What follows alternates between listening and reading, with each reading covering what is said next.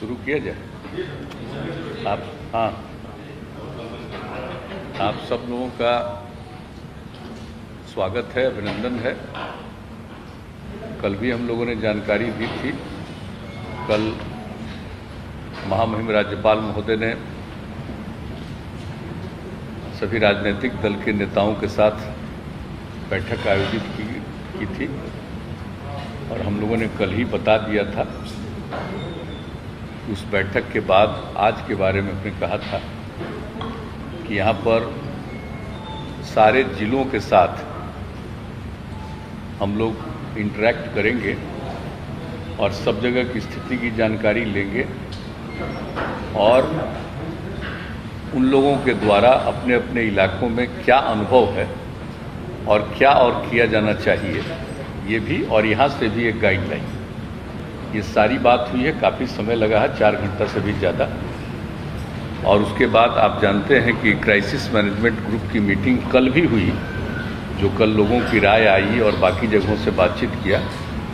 और आज जब सभी जिलों के साथ इंटरेक्शन हुआ तो उसके बाद फिर क्राइसिस मैनेजमेंट ग्रुप ने बैठक की, बातचीत किया और पहले भी हम लोगों के साथ चर्चा हुई और उसके बाद भी पूरी चर्चा हुई। तो अंतोगत्वा कुछ निर्णय लिए गए। आप सब जानते हैं कि पहले से भी हम लोगों ने कोरोना जो बढ़ता चला जा रहा है इसका रूप, इसको ध्यान में रखते हुए हर तरह का उपाय किया जाए और लोगों को सचेत किया जाए, इसके लिए निरंतर हम लोग प्रयास करते रहें। और अब स्थिति यह है कि प्रतिदिन ये बढ़ता जा रहा है। अब आज अभी कुछ देर पहले तक की रिपोर्ट है कि आज ही एक दिन में 8,690 नए पॉजिटिव केस मिले। यानी धीरे धीरे स्थिति बढ़ती जा रही है। जो पहले पिछले वर्ष में जितना हुआ था उससे ज़्यादा तो हम लोग कल ही पहुंच गए, अब और आगे बढ़ते चले जा रहे हैं। तो ऐसी स्थिति में पूरी सतर्कता के साथ और जो कुछ भी करना है इसमें लोगों के हित में, वो सब पहले से भी कुछ किया जा रहा है। और जो नए अनुभव और सब लोगों की जो राय आई है, उसके बाद जो पूरा विमर्श किया गया है, उसके बाद ये सब कुछ काफ़ी कुछ निर्णय लिया गया है। जितना फीडबैक है सब चीज़ के आधार पर सब कुछ किया गया है। और एक चीज़ जो आप लोगों को बता देना चाहते हैं कि जो फीडबैक और सब तरह का जो हो गया है, उसके बाद जो भी जो कोरोना संक्रमण से लोगों को बचाने के लिए एक कंटेनमेंट जोन, जो पहले था माइक्रो कंटेनमेंट जोन, अब उसको फिर पिछले वर्ष की तरह ही कंटेनमेंट जोन का निर्णय लिया गया कि जो भी ग्रामीण और शहरी इलाके में जहां लोग होंगे तो कुछ इलाकों को घेर करके कंटेनमेंट जोन बना दिया जाएगा ताकि लोगों का संरक्षण किया जा सके, लोगों को बचाया जा सके। एक तो इसके बारे में भी हो गया है निर्णय। दूसरा कि जो भी इसके लिए जो पूरा कंटेनमेंट जोन होगा, इसके लिए पूरा का पूरा लोगों के इलाज के लिए, उपचार के लिए सब तरह की व्यवस्था की जाएगी। इसके बारे में पूरा का पूरा निर्णय लिया गया है। और फिर जो RT-PCR टेस्ट हम लोग कर रहे हैं सब जगह, उसकी संख्या तो बढ़ाई ही जा रही है। ये एक जो बीच में खबर आई कि RT-PCR की जो जांच होती है उसकी रिपोर्ट 3 दिन 4 दिन इस तरह से कई दिनों के बाद जाता है। कहीं कहीं खबर मिली कि भाई 1 सप्ताह के बाद रिपोर्ट आई है।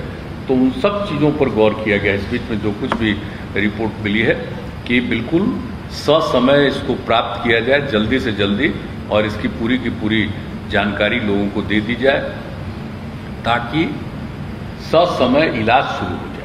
अगर कोई पॉजिटिव है और उसके बाद में अगर कुछ दिन के बाद मालूम होगा तो बहुत तरह का संकट उत्पन्न होने का खतरा रहता है। इसलिए इसके बारे में एक बहुत ही ठोस निर्णय लिया गया है कि जल्दी से जल्दी लोगों को पहुंचाया जाएगा। और जितने प्रकार के इनके इलाज के लिए इंतजाम है, चाहे कोविड केयर सेंटर हो, डेडिकेटेड कोविड हेल्थ सेंटर हो, डेडिकेटेड कोविड हॉस्पिटल हो, तो यहाँ पर भी पर्याप्त बेड, और इसमें हर तरह से जो एक बीच में समस्या आई ऑक्सीजन की, तो हर तरह से ऑक्सीजन को उपलब्ध कराना, इसके बारे में सब कुछ हुआ। इसके लिए जो कुछ भी और किस तरह से करना है और क्या क्या इसके लिए प्रबंध करना है, उन सब चीज़ों पर आज विस्तृत चर्चा हुई है, ताकि ऑक्सीजन की आपूर्ति जहाँ भी होना है वहाँ पर उसको हर हालत में सुनिश्चित समय पर किया जाएगा, ये भी बात हो गई है। और जो अन्य प्रकार की दवाएं हैं, चाहे रेमडेसिविर हो या अन्य प्रकार के हों, जितने तरह का है, इस सब चीज़ों के लिए उसका इंतजाम करते हुए सबका प्रबंध किया जाए। तो एक तो ये सब चीज़ है, और इस सब के लिए जो ट्रीटमेंट प्रोटोकॉल होता है वो सब बना दिया गया है, ताकि कभी भी किसी प्रकार की कोई कठिनाई नहीं हो और तेज़ी से सब काम हो। और उसी प्रकार से जो होम आइसोलेशन में लोगों को रहने के लिए प्रेरित किया जाता है, होम आइसोलेशन में रहने वाले लोगों को भी उनके बारे में खबर लेना, उनका देखना, जांच करना, हर प्रकार से उसके लिए भी प्रबंध किया जाएगा, ताकि किसी भी तरह से किसी को दिक्कत नहीं हो और जल्दी से जल्दी उनके लिए उपलब्ध किया जाए। और कहीं भी एम्बुलेंस की ज़रूरत होगा तो जितना भी एम्बुलेंस की उपलब्ध है, इसके अलावा जितने एम्बुलेंस की आवश्यकता, सब का प्रबंध कर दिया जाएगा, ताकि किसी भी तरह से एक जगह से दूसरी जगह ले जाने में कोई व्यवधान उत्पन्न नहीं होगा। तो एक एक करके इस तरह से होम आइसोलेशन के लिए भी सब तरह का काम किया जाएगा। और जो लोग भी बाहर हैं, हम लोगों का अनुरोध है कि जितना जल्दी से जल्दी हो सके लोग लौट आएँ। हम लोगों का ये आग्रह है, अपील है कि जो बाहर में अब उनको फिर दिक्कत हो रही है, जल्दी से जल्दी लोग जरूर आ जाएं। और हम लोगों की तरफ से जो भी सहयोग संभव है वो सब हम लोग करेंगे, लेकिन आ जाएं जल्दी से जल्दी, क्योंकि जितना देर करेंगे उतना ही उनको और कठिनाइयाँ बढ़ेगी। हम लोग चाहते हैं जल्दी आ जाएं, जांच हो जाए, उसका उपाय कर दिया जाए, और उनको आगे जो कुछ भी काम करना है उसके लिए उनको सहयोग करना, ये सब चीज़ के बारे में हम लोगों ने आज बहुत विस्तृत रूप से बातचीत की है। और उसके अलावा आप लोगों को बताया गया था, हमने बताया था एक जो प्रेस कॉन्फ्रेंस था उसमें, कि भाई जो क्वारंटाइन सेंटर है, जो बाहर से भी बहुत लोग आएंगे जिनको रहने की भी कोई व्यवस्था करनी हो, तो क्वारंटाइन सेंटर के बारे में भी था कि अनुमंडल स्तर पर हम लोग ठीक ढंग से क्वारंटाइन सेंटर बनाए रखेंगे, कि कोई होम आइसोलेशन में नहीं रहे, क्वारंटाइन सेंटर में रहना पड़े उनको। तो उसके लिए भी पूरा का पूरा प्रबंध करने के लिए भी आज पूरे तौर पर निर्णय लिया गया है, और हर तरह का सब लोगों से विचार विमर्श लेकर के सब तरह की बात की गई। और हर तरह से जो हमने बता दिया कि बाहर से भी लोग आएंगे, उनके लिए रोजगार उपलब्ध कराने की भी पूरी बात की जाएगी। और लोगों के बीच में पूरे तौर पर आखिरकार प्रचार प्रसार करके लोगों को हर तरह से, और माइकिंग का बड़े पैमाने पर प्रबंध करते हुए हर जगह प्रचार करना लोगों को, क्योंकि धीरे धीरे लोगों को ये बात समझ में आ रही है कि गंभीर समस्या पुनः उत्पन्न हो गई, लेकिन अभी भी सब लोग को ये बात समझ में नहीं आ रही है। तो एक काम जो हम लोगों ने किया वो भी बता दें कि साहब, हम लोग पंचायती राज विभाग के द्वारा और नगर विकास विभाग के द्वारा ग्रामीण क्षेत्रों में और शहरी क्षेत्रों में हम लोग मास्क उपलब्ध कराएंगे। और पिछले साल हर परिवार को जितना मास्क उपलब्ध करा रहे थे, उससे भी ज़्यादा हम लोग मास्क उपलब्ध कराएंगे, ताकि वो करें। और दूसरी चीज़ है कि एक एक चीज़ का प्रचार, कि भाई एक दूसरे से दूरी रखिए, मास्क पहनिए, अकारण बाहर मत जाइए, तो इन सब चीज़ों के बारे में, हाथ को साफ रखिए, तो इन सब चीज़ों के बारे में भी पूरा का पूरा इसको प्रचारित किया जाएगा माइकिंग के जरिए। और पूरे तौर पर सब तरह से ये काम जो किया जाएगा। और एक निर्णय और हो गया है कि हमारे जितने जो चिकित्सक हैं, चिकित्सा कर्मी, तो हम लोगों ने पिछली बार ये फैसला किया था कि 1 माह का अतिरिक्त वेतन दिया जाएगा। इस बार भी हम लोगों ने फैसला कर दिया है कि उनको 1 माह का अतिरिक्त वेतन हम लोग देंगे। अभी फिलहाल तो कुछ ये बात की है, लेकिन और इसके अलावा एक एक चीज़ पर निरंतर नज़र, और आज जितनी बातचीत हो गई है बता दिया गया है कि कहीं भी कहीं कोई समस्या हो तो प्रतिदिन लोग इन चीज़ों के बारे में जानकारी रखेंगे, और जो भी सुविधा की ज़रूरत होगी एक एक चीज़ को देखेंगे। और अब जो बात है कि आप जानते हैं कि कई चीज़ों पर जो हम लोगों ने प्रतिबंध पहले से लगाया था, तो अब उसको देखते हुए अब जो आप निर्णय हो गया है कि जो पाबंदियों के बारे में, कि स्कूल, कॉलेज, कोचिंग संस्थान एवं अन्य शैक्षणिक संस्थान जो 18 अप्रैल तक, मैंने आज के दिन तक जो तय किया गया था पहले, अब उसको बढ़ा करके 15 मई तक बंद रखा जाएगा। ये हम लोगों ने तय कर लिया कि जिस तरह से जितनी स्थिति बढ़ती चली जा रही है, तो अब इसको 15 मई तक बंद रहेगा। और इस अवधि में राज्य सरकार के विद्यालय एवं विश्वविद्यालय द्वारा किसी भी तरह की परीक्षाएं भी नहीं ली जाएंगी। तो इस तरह से ये कर दिया गया 15 मई तक का। फिर सभी cinema hall, mall, club, gym, park एवं उद्यान को पूरी तरह से बंद कर दिया जाएगा। उसमें लोगों का आना जाना नहीं हो, ये सब बात अब यह तय कर दिया गया है और इसको अभी हम लोगों ने बंद करने का जो निर्णय लिया, ये सब 15 मई तक के लिए अभी का फैसला है। और उसके बाद जो हमारे जो सरकारी और गैर सरकारी कार्यालय हैं, अब उसके बारे में एक आज निर्णय लिया गया है कि इसको 5 बजे तक रखा जाएगा, 5 बजे बंद। और आप जानते हैं 1/3 33% लोगों को ही एक दिन में काम करने के लिए कहा गया है। नहीं, जैसे हेल्थ वगैरह को छोड़ करके उन सब चीज़ों का नहीं, जो इसेंशियल सर्विसेज है उसकी बात हम नहीं कर रहे हैं, बाकी जितनी सेवाएं उसके लिए जो किया गया था, तो अब उसको कर दिया गया घटा करके, जो 6 बजे तक था उसको घटा करके 5 बजे तक का कर दिया गया है कि बिल्कुल उसको 5 बजे तक ही बंद कर दिया जाएगा। और प्रतिदिन रात्रि में 9 बजे से लेकर के सुबह 5 बजे तक नाइट कर्फ्यू लागू रहेगा। पूरे बिहार में हर जगह पर नाइट कर्फ्यू लागू रहेगा, रात में 9 बजे से लेकर के सुबह के 5 बजे तक। यह एक निर्णय हो गया है।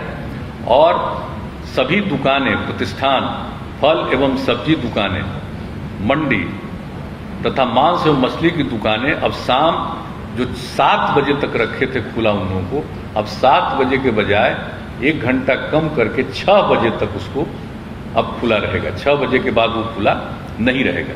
यानी सभी दुकानें, प्रतिष्ठान, फल एवं सब्जी दुकानें, मंडी तथा मांस एवं मछली की दुकानें अब शाम 6 बजे तक, 6 बजे बंद हो जाएगी, 6 बजे तक ही खुला रहेगा।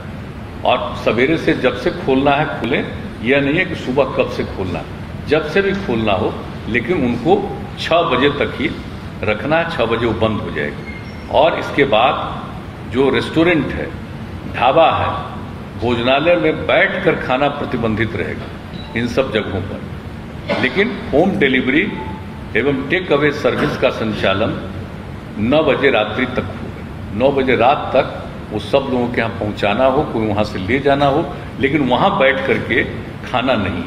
ये एक बात हो गई है साफ साफ कि उनको घर तक पहुँचाना हो पहुँचाएं, ले जाना हो ले जाएं 9 बजे रात तक। अब जो जितने भी सभी धार्मिक स्थान जो थे, वो जो 30 अप्रैल तक बंद थे, जो हम लोगों ने पहले तय किया था इनके मामले में, सभी प्रकार के सब धर्मों के सब स्थलों को जो किया गया था 30 अप्रैल तक, उसको अब बढ़ा करके 15 मई 2021 तक बंद रखने का ही फैसला किया गया। सार्वजनिक स्थलों पर किसी भी प्रकार के आयोजन पर सरकारी एवं निजी पर रोक रहेगी, लेकिन जो दफन है या दाह संस्कार है या पूजा है उस पर ये लागू नहीं है। वो तो स्वाभाविक चीज़ है कि दफन हो, दाह संस्कार हो, विवाह हो, श्राद्ध हो, तो इन सब चीज़ों के लिए तो सब लोगों को करना उनकी एक जिम्मेवारी होती है। उसको छोड़ करके बाकी जितने सार्वजनिक स्थलों पर किसी भी प्रकार के आयोजन पर सरकारी एवं निजी पर रोक रहेगी। अब जो कुछ भी पहले हम लोगों ने जो दफन, दाह संस्कार, शादी, विवाह, ये सब के लिए जो किया गया था और श्राद्ध के कार्यक्रम के लिए, तो उसमें जो हम लोगों ने किया हुआ था पहले कि जो भी करेंगे दफन और दाह संस्कार के लिए 50 का किया गया था पहले, अब उसको घटा करके 25, दफन और दाह संस्कार में 25 से ज़्यादा मत करिए। और फिर जो शादी और श्राद्ध का कार्यक्रम था उसके लिए 200 व्यक्तियों का किया गया था, अब उसको घटा करके आज निर्णय लिया गया कि 100 व्यक्ति से आगे मत बढ़ाइएगा। कि जितना तेजी से फैल रहा है और किन्हीं को कुछ मालूम नहीं है, इसका बहुत नुकसान होगा, इसलिए इन दोनों के बारे में यह भी निर्णय लिया गया है। और इसके बाद दिन के समय भीड़ भाड़ भरे इलाके एवं सब्जी मंडी में भीड़ में कमी करने के लिए जिला पदाधिकारी बाजार एवं सब्जी मंडियों को सिलसिलेवार ढंग से स्टैगर्ड मैनर नए स्थलों पर खोलने की व्यवस्था करेंगे। वहाँ पर नहीं जहाँ है बहुत भीड़ भाड़ होती है, अलग जगह पर उनको सुनिश्चित कराएंगे कि आप यहाँ पर खोलिए, यहाँ पर रहिए। एक ये भी व्यवस्था करने का किया गया। और जिला प्रशासन द्वारा आवश्यकता अनुसार नगर क्षेत्रों एवं प्रखंड मुख्यालयों में धारा 144 का प्रयोग कर अनावश्यक भीड़ को नियंत्रित करने होती नियमानुसार वो कार्रवाई करेंगे। यानी एकदम बिल्कुल 144 लागू करने के लिए हर जिला प्रशासन को अधिकार दे दिया गया है कि आवश्यकता अनुसार जहां कहीं भी हो वो अपना 144 की धारा लगाएंगे।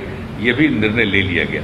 तो एक जो अभी के बारे में जो निर्णय हो गया है जिसकी जानकारी हम लोगों ने दे दी है, और ये सब जो है जितने प्रतिबंध लगाए गए हैं इसके अलावे जैसे आवश्यक सेवाओं पर किसी प्रकार का प्रतिबंध नहीं है, जैसे परिवहन, बैंकिंग, डाक, स्वास्थ्य एवं इससे संबंधित सेवाओं, फायर, पुलिस, एम्बुलेंस आदि पर किसी प्रकार का प्रतिबंध नहीं, छूट रहेगी। और ई कॉमर्स की गतिविधियां एवं उससे संबंधित प्रतिष्ठान भी इस प्रतिबंध से मुक्त रहेंगे। अंतर जिला एवं अंतर्राज्यीय सार्वजनिक परिवहनों पर कोई रोक नहीं होगा, यानी परिवहन के बारे में जो कहा, और निर्माण कार्यों एवं औद्योगिक प्रतिष्ठानों पर भी किसी भी प्रकार का प्रतिबंध नहीं रहेगा। तो इन सब चीज़ों पर प्रतिबंध नहीं रहेगा, लेकिन बाकी सब चीज़ों के बारे में बता दिया गया है। कार्यालय के बारे में, दुकान के बारे में, किन किन चीज़ों को प्रतिबंधित करना है, किस चीज़ों को खुला रखना है, कितने बजे तक चलेगा, कार्यालय कितने बजे तक चलेंगे, और रात में 9 बजे से लेकर के सुबह 5 बजे तक का जो कि ये इंतजाम कर दिया गया है कि नाइट कर्फ्यू के बारे में, तो वो भी पूरे तौर पर सब जगह के लिए लागू करने का निर्णय ले लिया गया है। तो हम लोगों ने अभी ये किया है, और जैसा कि मैंने शुरू में कहा कि हम लोगों ने इसके लिए इतनी विस्तृत रूप से आज चर्चा की है, और सब लोगों का जो सुझाव कल भी आया, सबको देखते हुए सब लोगों को ये सुझाव दिया है कि प्रतिदिन एक एक चीज़ पर सक्रिय रहेंगे और उसको देखते हुए आगे भी इसके बारे में जो कुछ भी करना होगा फिर उसके बारे में करेंगे। आज जितनी बातें हुई हैं आज उसके बारे में यह सब निर्णय लिया गया है। लेकिन मैं पुनः दोहरा कर इस बात का कह देता हूं कि लोगों के जांच के लिए, जो वैक्सीनेशन के लिए, इलाज के लिए ये पूरे तौर पर अधिक से अधिक, और किसी भी प्रकार का दवा का या ऑक्सीजन का कोई दिक्कत नहीं आएगी। इसके लिए सब तरह के प्रबंध का, इसके लिए जो कुछ भी करना है किया जाएगा। बाहर से भी आएंगे, उनको काम देने के लिए भी जो करना पड़ेगा हम लोग उसमें मदद करेंगे हर तरह से। जो हमारे जितने चिकित्सक हैं और चिकित्सा सेवी जितने सब लोग हैं, चिकित्सा जुड़े हुए सब लोग, उनको जैसा पहले कह दिया गया है, हम लोग 1 महीने का और अतिरिक्त उनको तनख्वाह हम लोग देंगे। ये सब निर्णय ले लिया है। लेकिन एक एक चीज पर निरंतर नजर रखी जाएगी हर प्रकार से, और अस्पतालों की संख्या बढ़ाना, बेड्स की संख्या बढ़ाना, ये सब के लिए पूरा का पूरी बातचीत की गई है, ताकि जिस तरह से इस बार का दृश्य है हम लोगों को पूरा का पूरा हर तरह का प्रतिबंध करना होगा। ये भी आज पूरे तौर पर बातचीत हो गई। तो यही हम मुख्य रूप से आप लोगों को बताना था, हमने जानकारी दी। मुख्यमंत्री जी का वीकेंड लॉकडाउन की बात हुई है, बहुत सारे राज्यों में वीकेंड लॉकडाउन लगाया जा रहा है, क्या आप लोगों ने लॉकडाउन को या वीकेंड लॉकडाउन की बात? अभी उसके बारे में पूरी हम लोगों ने चर्चा की है, इसलिए हम लोगों ने समय निर्धारित किया है। 144 लगाने का भी अधिकार दे दिया है, एक जगह भीड़ नहीं हो इसके लिए प्रबंध किया है, और रात में नाइट कर्फ्यू जो है उसको लगाने का प्रबंध किया गया है। और अभी इसको देखेंगे, और इसके बाद अगर कोई स्थिति आती है तो आगे के मीटिंग में उसके बारे में फैसला करें। अभी बिहार में जो सब तरह से खबर लिया गया है, तो अभी लगा है कि अभी हम लोग इसको वेट करें और देखें। शादी का सीजन है, बारात के लिए क्या तय किया गया? 9 बजे तक पहले बारात लग जाना या बारात लगेगा? बारात का कोई टाइम टेबल? अब उनको तो जल्दी से जल्दी करना चाहिए। अभी तो हम लोगों ने संख्या के बारे में ही कहा है, संख्या के बारे में कहा है, तो सोचेंगे ना कि जब नाइट कर्फ्यू शुरू हो गया 9 बजे रात से 5 बजे सुबह तक के लिए होगा, तो लोगों को तो खुद सोचना चाहिए ना कि उसी हिसाब से करें, ताकि किसी भी प्रकार की असुविधा नहीं हो, उनको किसी भी प्रकार की कठिनाई नहीं है। जब नाइट कर्फ्यू है तो स्वाभाविक रूप से अपने आप ये चीज उनको समझ करके करना पड़ेगा। अपने आप स्वाभाविक, जब से नाइट कर्फ्यू जब हो गया तो नाइट कर्फ्यू हो गया तो आने जाने में तो लोगों को दिक्कत होगी ना, तो इसलिए उनको खुद ही सोचना चाहिए कि हम ज्यादा देर नहीं करें, किसी भी चीज को ससमय करें। ये अभी सुझाव है। सर एक बात है कि जितना जल्दी जो लोग लौट आए, आगे समस्या हो सकती है, जो हमारे लोग बाहर हैं, इनके बारे में। हाँ, हम लोग कह रहे हैं, प्रेरित कर रहे हैं कि आ जाइए जल्दी से जल्दी। पिछली बार सरकार काफी बहुत किया था, क्या इस बार भी सरकार कुछ नहीं, हम लोग चाह ही रहे हैं, हम लोग चाह रहे हैं कि तेजी से आ जाए। अभी तो ट्रेन वगैरह सब चल रहा है ना, तो उतनी संख्या नहीं है आने वालों की। लेकिन अगर आगे नहीं, अभी भी थोड़ी कठिनाई अगर जहां कहीं ये महसूस कर रहे हैं और आगे ये बढ़ता जा रहा है, इसलिए हम सब लोगों से यही आग्रह हम लोग कर रहे हैं कि जल्दी से जल्दी आ जाइए और आपको और सहयोग किया जाएगा। ये सब हम लोग मदद कर रहे हैं।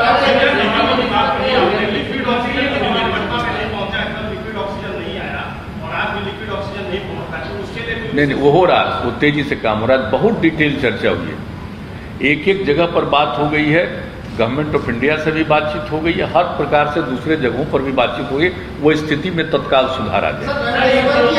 हर जगह का रिपोर्ट हम लोगों ने लिया है, ऐसा नहीं कि एक एक जिले के बारे में। आज देख रहे हैं कि ज्यादा समय लगाया गया है, आप जान ही रहे हैं, तो पूरा दिन भर हम लोगों ने हर जगह के बारे में और जहां कहीं भी बातचीत करनी थी, और हम लोगों को खुद भी जो ऑक्सीजन के लिए करना, उसके बारे में हम लोगों ने सोच लिया, एक एक करके। अभी इधर से एक आप लोग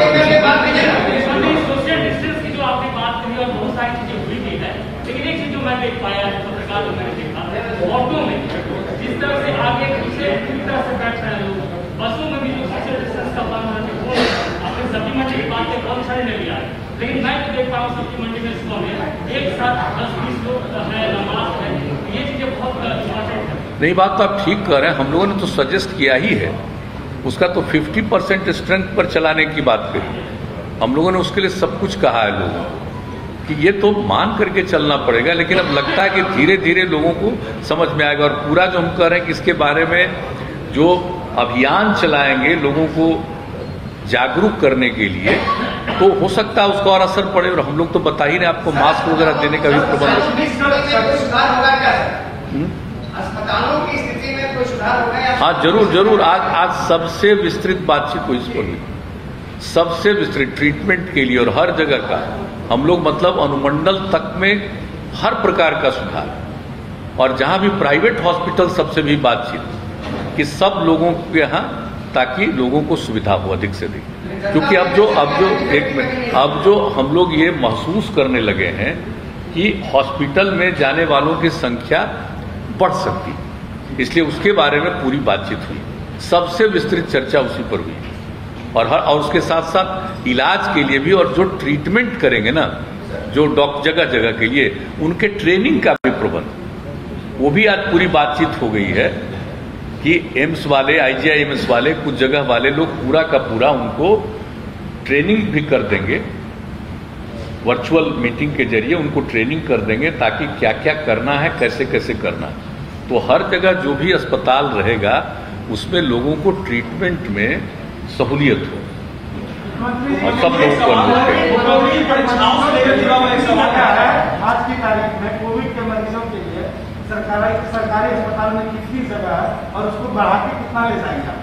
ये पता तो दिया, उसके बारे में तो सबसे डिटेल चर्चा हुई है, हम लोग अनेक जगहों पर उसको बढ़ाए। तो हम लोग कह रहे हैं कि हम लोग अनुमंडल स्तर तक के लिए बात की है कि वो सब जगह इंतजाम हो, ताकि लोगों को किसी प्रकार की असुविधा नहीं, और दवा और ऑक्सीजन, और जो डॉक्टर सब जगह रहेंगे उनको इसके बारे में पूरी जानकारी हो, उनको भी ट्रेन कर दिया जाएगा, ताकि किसी तरह की दिक्कत नहीं, क्योंकि जान रहे हैं कि इस बार संख्या बढ़ेगी। सर, एग्जाम को लेकर सर एक सवाल है, सर क्या शैक्षणिक एग्जाम इसी रद्द किए गए हैं, या नौकरियों से जुड़े हुए एग्जाम होने वाले सर तमाम एग्जाम को रद्द किया गया है? अभी जो स्कूलों से संबंधित और कॉलेजों से संबंधित है, उसके एग्जाम के बारे में तो बता ही दिया गया, अभी प्रतिबंध कर दिया गया, उसको अभी कर दिया गया। लेकिन कई जो नौकरी वाला जो चीज है ना, उस पर अभी कोई चीज हम लोगों ने रेस्ट्रिक्ट नहीं किया। जो नौकरी से रिलेटेड जो चीज है ना, जितने कमीशन है जो लोगों का करते हैं, उस पर अभी प्रतिबंध नहीं लगाया, ताकि लोगों को, भाई किसी को भी लाइफ में ऐसा कोई व्यवधान उत्पन्न नहीं, जो भी हम लोग देख रहे हैं। लेकिन आप जानते हैं कि अभी का है, लेकिन अब इसके बाद तो आगे और जो हमेशा देखते हुए कोई बात ऐसी आएगी तो देखा जाएगा। अभी हम लोगों ने नौकरी से रिलेटेड किसी चीज में अभी नहीं रोका। दवाई जिसकी आप बात कर रहे थे, मार्केट में कहीं अवेलेबल नहीं है, ब्लैक नहीं, वो पूरे हम तो आपको बता रहे हैं कि पूरे तौर पर आज बात हो गई। इसके लिए केंद्र से भी और यहाँ पर भी उससे रिलेटेड जितने लोग हैं पूरी बात हुई। आज पूरे तौर पर स्वास्थ्य विभाग लगा हुआ है और इसका डिटेल आप चाहिएगा तो आपको स्वास्थ्य मंत्री जी बता दें कि पूरे तौर पर एक एक दवा के बारे में। और जान रहे हैं कई दवाओं का तो जो जानकारी आ रही है एक एक का कीमत 3500 रुपया, 35,000, 36,000 इतना है, सब के लिए कर रहे हैं। तो जरा बता दीजिए दवाओं के बारे में। पंचायत चुनाव हालात को देखते हुए पंचायत चुनाव डालेंगे आप लोग? अभी पंचायत चुनाव के बारे में नहीं देखा गया है, नहीं सोचा गया आज के दिन विचार करते हुए, लेकिन आज देखा है कि कई जगहों से इसके बारे में बातचीत आई, लेकिन आज उस पर नहीं गौर किया गया। अब इसको ये सब करके उसके बाद देखा जाएगा कि क्या संभव है, क्योंकि अभी चुनाव के बारे में तो कमीशन को ही सोचना पड़ेगा, लेकिन अभी उसके बारे में आज विचार विमर्श नहीं। सर, कई प्राइवेट हॉस्पिटल अपने यहाँ नोटिस बोर्ड में बजाते यह लिखी है कि सरकार से सहयोग नहीं मिलने के चलते, ऑक्सीजन की कमी के चलते हमारे पास जगह रहते हुए भी हम पेशेंट को एडमिट नहीं ले सकते। नहीं, ऐसी कोई बात मालूम नहीं है, ये बता देंगे आपको। इस तरह की कोई ऐसी तो कोई बात नहीं है। हम नहीं समझते हैं कि जो जितना ज़्यादा सरकार की तरफ से हो रहा है, ऑल ऑफ ए सडन कोई समस्या आई है तो उसके समाधान का तो उपाय न करना है। तो आप जानते हैं कि ऑक्सीजन कहाँ से आता था, किस प्रकार से आता था, उसके लिए आपको डिटेल बता देंगे कितना हम लोगों ने सब इंतजाम किया है और कितनी बातचीत की गई है, कितना ज़्यादा आएगा। आज कोई बोले हैं तो आज तो हम लोग इतना गौर किए हैं कि एक चीज़ पर, और जो बता दिया है कि उसके लिए पूरा का पूरा प्रतिबंध किया जाएगा, लेकिन ऑक्सीजन के बारे में और दवा के बारे में थोड़ा वो बता देंगे।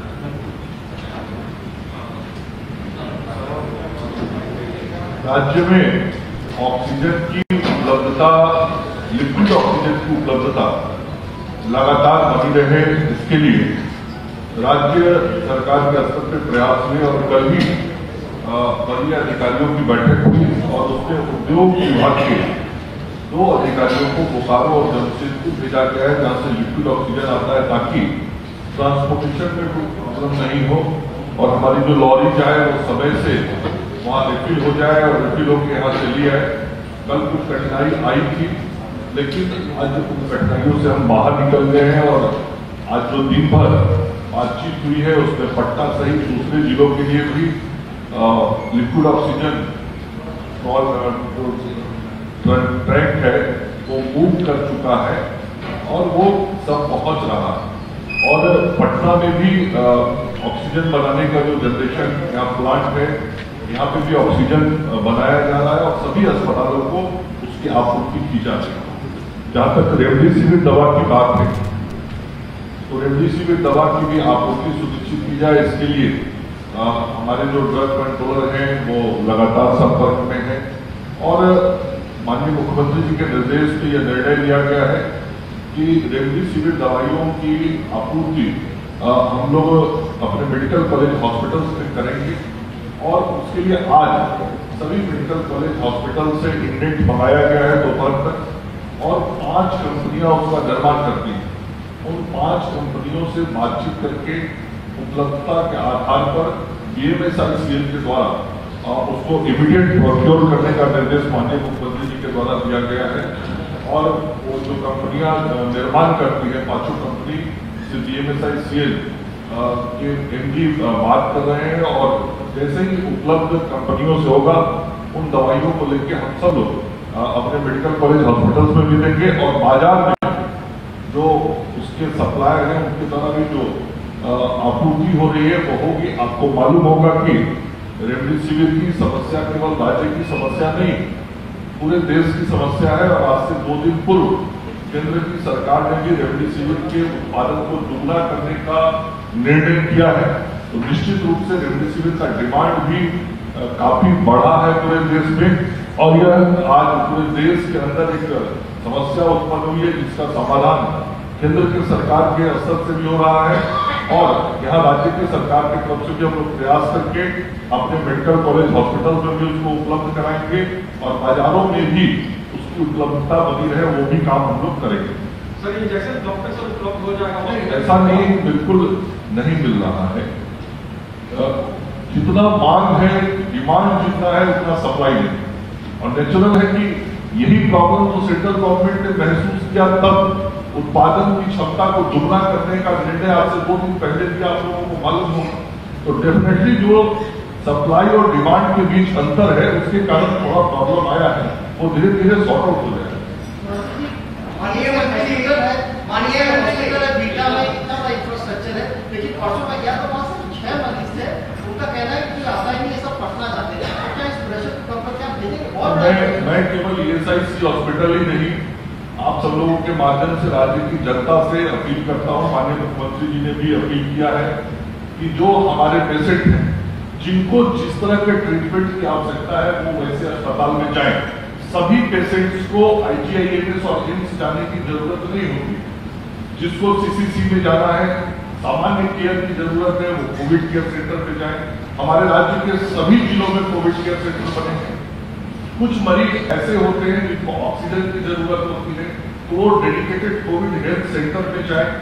और ये जो दोनों सेंटर्स हमारे हैं, आप देखेंगे CCC और DCSC बड़े पैमाने पर हमारे राज्य के अंदर खाली 90% जगह भी खाली, और सभी लोग पटना की ओर लग रहे हैं। तो हम अपील करते हैं कि पटना जिसको डॉक्टर रेफर करे वो हमारे अस्पताल में आए। पटना में वैसे अस्पताल में उनका इलाज भी होगा, लेकिन जिनको जिला के अस्पताल में, हमारे जो अन्य मेडिकल कॉलेज हॉस्पिटल से, वहां जहां सुविधाएं मिल रही हैं, बेड्स हैं, सब कुछ उपलब्धता है, वहां भी जाए। और जो आपने ESI हॉस्पिटल की बात की, वहां भी 50 बेड की उपलब्धता है। मैं लोगों से कहता हूं वहां जाना चाहिए, वहां सुविधाएं हैं। और आपकी जानकारी के लिए जो आज हम सब लोगों को आधिकारिक तौर पर जानकारी मिली है कि भारत सरकार के DRDO से लेकर स्पेशलिस्ट डॉक्टर, मेडिकल अफसर और 10 पैरामेडिकल स्टाफ कल आने वाले हैं जो वहां ज्वाइन करें। इसी से मेरा एक सवाल है मंत्री जी, आपने कहा कि अलग अलग अस्पताल में जाएंगे, लेकिन कोई डैशबोर्ड नहीं है आपके विभाग का जो साइट पे विस्तृत जानकारी दे कि किस अस्पताल में कितना सीट खाली है, कितना ऑक्सीजन अवेलेबल है, कितना बेड अवेलेबल है। तो एक डैशबोर्ड होना चाहिए कि नहीं आपके हिसाब से? आपने जो सुझाव दिया है, उस सुझाव पे विभाग काम कर रहा है।